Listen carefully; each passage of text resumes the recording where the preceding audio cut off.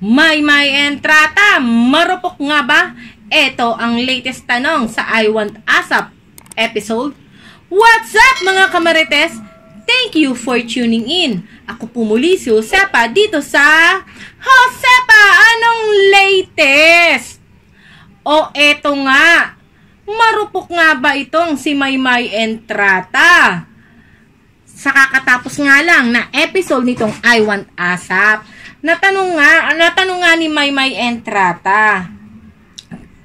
Ang sabi ni May, ibig sabihin ba marupok pa rin yung nananalo? At agad-agad namang ibinalik ni Winsel Portugal ang tanong kay May entrata. At eto ang tanong ni Winsel, marupok ka ba, May? O, diba? At agad-agad naman itong sinagot ni May. At ang sabi nga ni May ay, yung totoo, dumaan ako doon.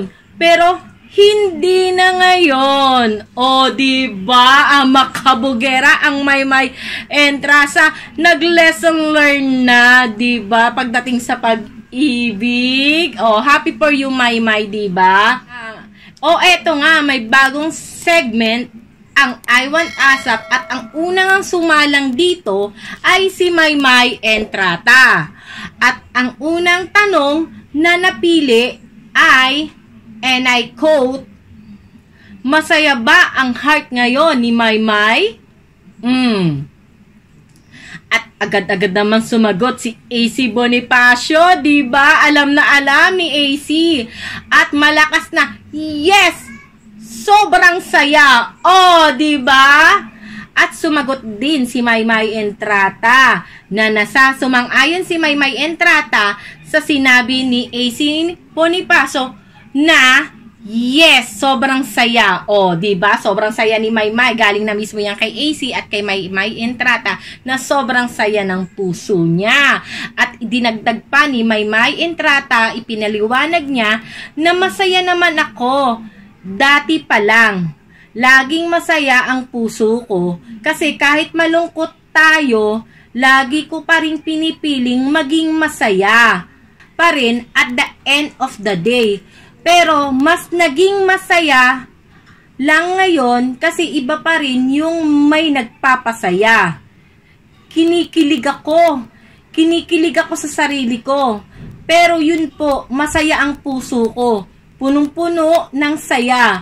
Love sa family, love sa kaibigan ko, at sa special someone ko.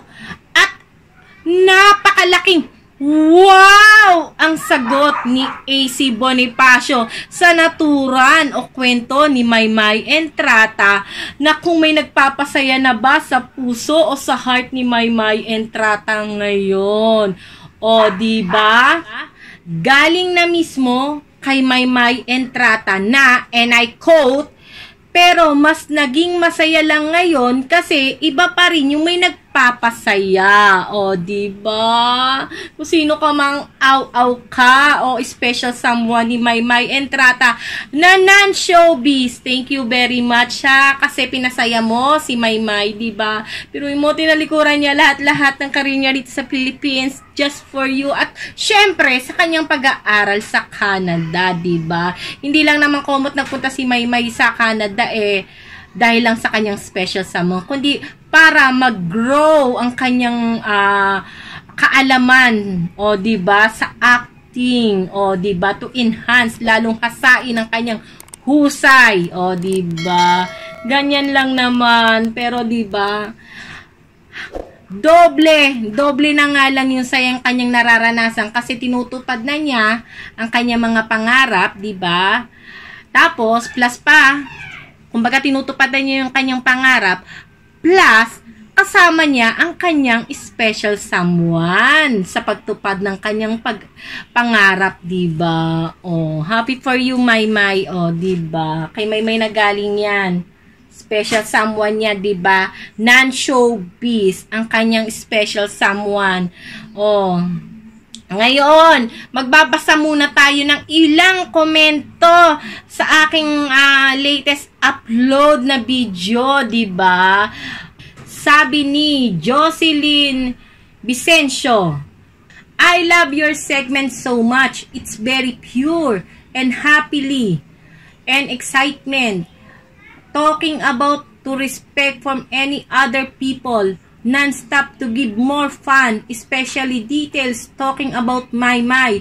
I'm so interesting here for any happening of any other showbiz personality, especially for Maymay, Alisa, Edward, Robbie, Jason, KD, Seth.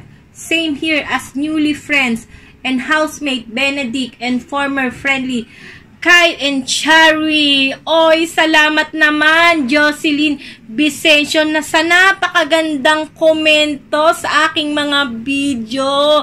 God bless. And thank you kasi nag-enjoy ka sa aking mga komento. O, eto pa.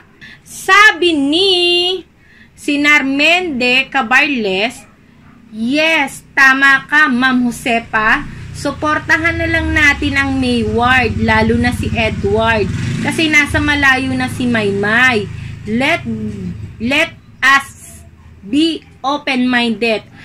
Let us not twist the fact na si Maymay na mismo nagsabi, for me, I love Mayward. I always be their avid fan. But for now, I have to support Edward. I sympathize with him. Nasa malayo na ang inalayan niya ng dalawang paa na di magsasawa na sabayan niya sa paglakad at pagtahak tungo sa pangarap nila. Diba? Nangarap sila dati.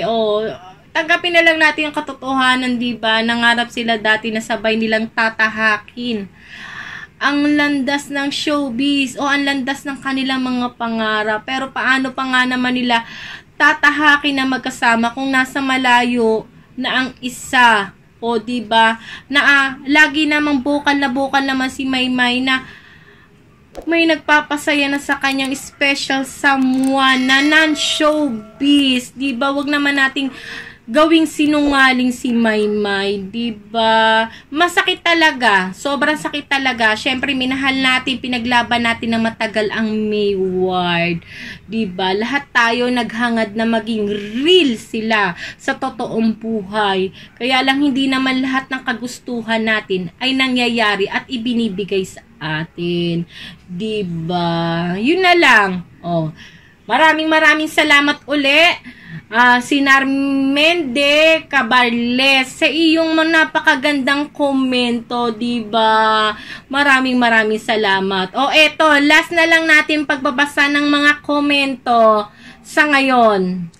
Eto, diba? Sabi ni Virginia Sukaldito. Eto sabi niya, maganda ka mag-vlog. Neutral ka sa dalawa, kaya sa'yo ako nanonood. Hindi ka tulad ng iba, puro fake news. Masayahan lang ang mga fans. Diba? Maraming salamat naman dito, Virginia Sukaldito. Dapat lang naman talaga, diba? Maging totoo tayo. Tapos, hindi naman lahat ng komento, tanggap ko yan, hindi lahat ng komento sasang-ayon sa'yo. Hindi lahat ng komento papanig sa'yo. Siyempre, marami rin naman na magaganda at saka below the belt na mga komento dito sa aking YouTube channel na Josepa Anong Latest. Sabi nga, you cannot please everybody, diba? Hindi pwedeng sumang-ayon lang kayo ng sumang-ayon. At naiintindihan ko naman kung saan nanggagaling ang inyong galit, ang inyong mga masasakit na komento. Naiintindihan ko yan, diba? Hindi naman nag-post ako ng ganito, nag-vlog ako ng ganito, ito yung nasa isip ko, shinare ko sa inyo, kailangan sumang-ayon lang kayo sa akin. Naiintindihan ko yan. Pero baka hindi ko kontrolado ang inyong mararamdaman. Hindi ko yung kontrolado. Pero ang aking kontrolado ay kung paano ko sasagutin at tatanggapin ang inyong mga komento sa akin, diba? Kung pangit ang hindi nyo nagustuhan ng aking video, okay, fine. Hindi ko naman pwedeng ipilit sa inyo, diba? Ganun lang naman yun. Uunawain ko na lang kung yung inyong pinanghuhugutan. Naiintindihan ko yan kasi galing din naman ako dyan. Masakit talaga tanggapin ang katotohanan, di ba, na ang ating akala nating real ay naging real, di ba? Saka hindi rin naman sa akin ang galing, di ba? Sa dalawang bata din naman ang galing yun. Ayoko naman kayong bulahin, di ba? Si Edward napunta ng Canada, hinatid si Maymay sa Canada, oh. Sige, hindi ko na ipipilit sa inyo, pero tandaan nyo, may protocol tayo. 'Di ba? Kailan lang naman nawala ang quarantine? Ito lang February 1. Nag-umpisang tanggalin ang quarantine, 'di ba? Lalo na sa mga OFW o yung mga galing ibang bansa. Dito lang pong February 1 natanggal dito sa Pilipinas ang quarantine, pero meron pa rin pong home quarantine. Hindi na nga sila magka-quarantine sa mga hotel, pero magka-quarantine pa rin sila sa mga bahay-bahay nila, o diba? At saka, ano bang tawag dito? Para lang po iyan sa mga fully vaccinated. Pero yung mga hindi pa fully vaccinated, kailangan pa rin nilang mag-quarantine at kailangan pa rin nilang antayin ang resulta ng kanilang swab test bago sila makauwi sa kanilang mga bahay-bahay. Okay po. Paano mga kamarites? Maraming salamat sa pagsubaybay at panonood sa aking mga video. At huwag niyong kalimutan mag-subscribe. At kung nagustuhan niyo ang aking video, pakiclick na lang po yung ring button para lagi kayong updated sa mga bagong video ko. Tama, bagong video ko nga. O, diba? O, paalam mga kamarites, hanggang sa muli. Always remember, always be a blessing. Paalam! Nalasing na.